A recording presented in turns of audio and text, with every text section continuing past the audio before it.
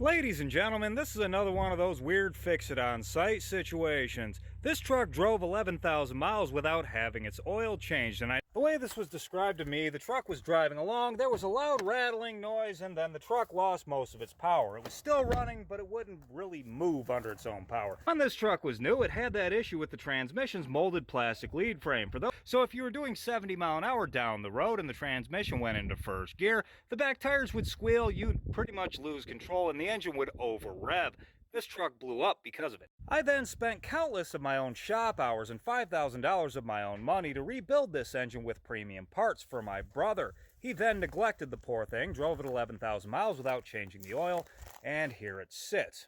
I'm down to this point right here, and both turbos feel absolutely perfect. Now, if something inside of this engine let go and released a bunch of metal dust in there, it'll accumulate in the screens that filter out the oil for these turbochargers. Eventually, they'll get plugged off, the turbos will burn up, so it hasn't ran long enough to destroy the turbos with metal in the oil at least.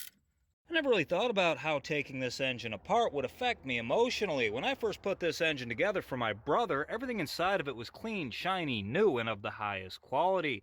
The obvious disregard for my effort is hard to miss here. So what I'm looking at in here is this gold color that's all over inside of the engine. It should not look like that. That's what it looks like when you don't change your oil. This engine's only gone 20,000 miles since it was last rebuilt. This chain shouldn't even be as stretched as it is. You can see it's not that bad. This tensioner's not way out there, but it shouldn't even be that far.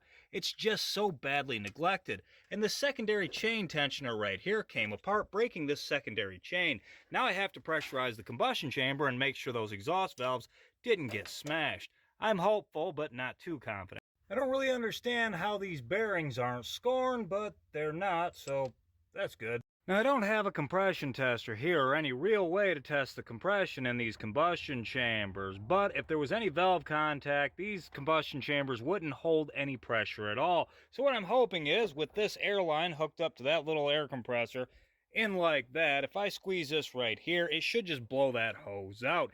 If it does, I'm pretty sure there was no valve contact. Pull it like that.